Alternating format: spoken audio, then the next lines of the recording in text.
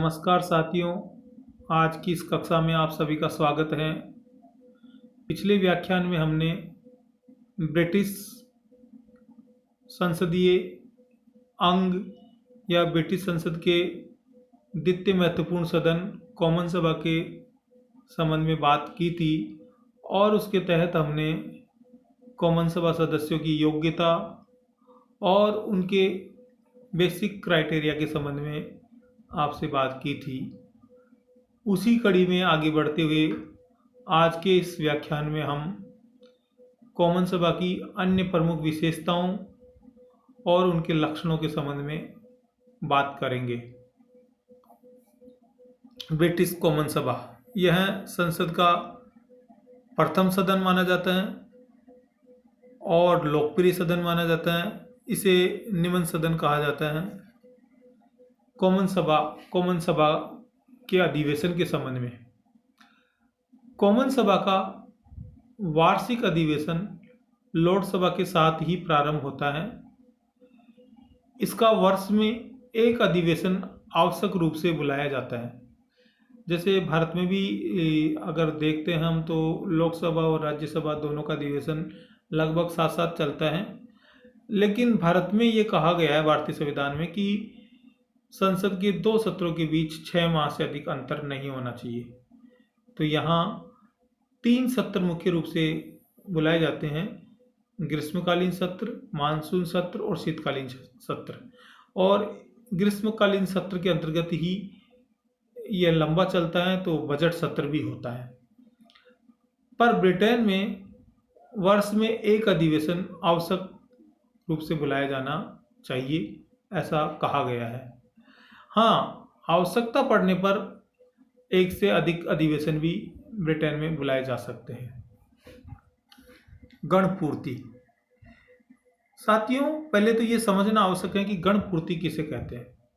देखिए, गणपूर्ति जिसको कोरम बोलते हैं, यह एक निश्चित सदस्य संख्या है जो सदन को चलाने के लिए आवश्यक है। अब इसकी एक परिभाषा है कि वह न्यूनतम सदस्य संख्या जिसके बिना सदन की बैठक बुलाए जाना संभव नहीं है, उसे गणपूर्ति कहते हैं। अगर ब्रिटेन के दृष्टिकोण से बात करें तो ब्रिटेन में कॉमन सभा की गणपूर्ति 40 सदस्य रखी गई है। और अगर भारत की बात करें तो यहाँ गणपूर्ति कुल सदस्यों का 1/10 रखी गई है। जैसे भारत में 545 सदस्य हैं, तो 1/10 यानी 55 सदस्य बैठक में होने आवश्यक है, तभी सदन की बैठक बुलाई जा सकती है। और ब्रिटेन में यह संख्या 40 सदस्य रखी गई है। कॉमन सभा का पदाधिकारी। कॉमन सभा का सबसे प्रमुख अधिकारी उसका अध्यक्ष होता है, जिसे स्पीकर कहते हैं।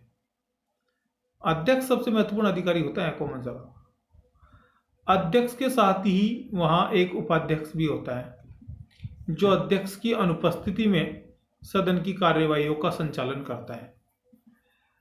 इन सब के अतिरिक्त सदन में बहुत से सहयोगी कर्मचारी काम करते हैं, जो आपस में एक टीम वर्क के रूप में एक दूसरे का सहयोग करते हुए सदन की कार्यवाहियों को अंजाम तक पहुंचाते हैं।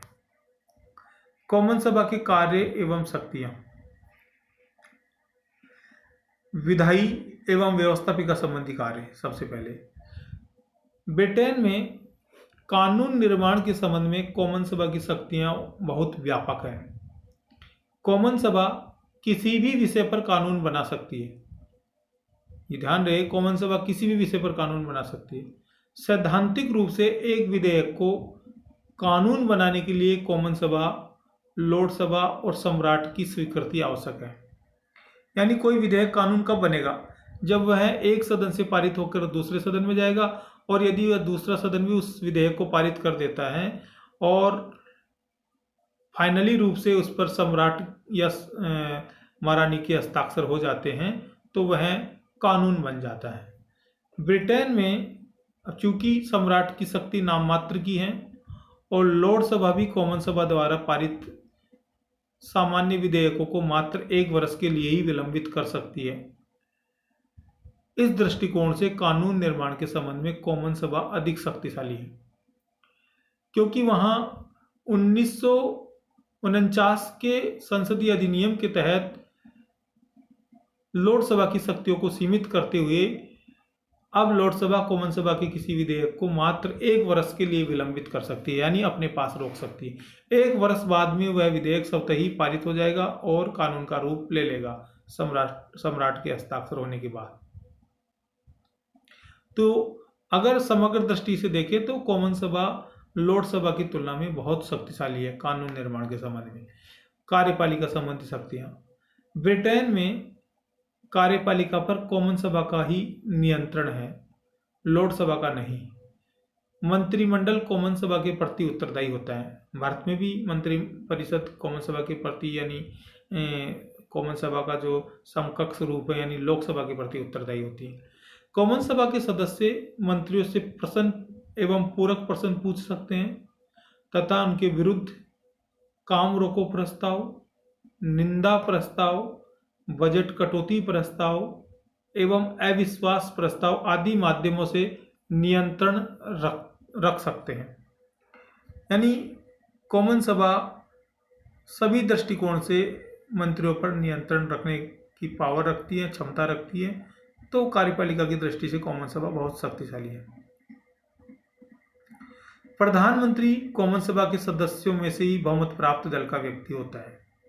ये भी आप लोगों को ध्यान होना चाहिए कि कॉमन सभा के सदस्यों में से ही जो बहुमत प्राप्त दल होता है उसके किसी मुखिया को प्रधानमंत्री बना दिया जाता है। कॉमन सभा की वित्तीय शक्तियां, कॉमन सभा को लोक सदन भी कहा जाता है, परंतु जनता के बजट पर कॉमन सभा का अंतिम एकाधिकार होता है। वित्त विधेयक पहले कॉमन सभा में ही प्रस्तुत किया जाता है। भारत में भी पहले वित्त विधेयक लोकसभा में ही प्रस्तुत किया जा सकता है। लोकसभा वित्त विधेयक को मात्र 1 माह के लिए अपने पास रोक सकती है, जबकि भारत में राज्यसभा को मात्र 14 दिन का समय दिया गया है।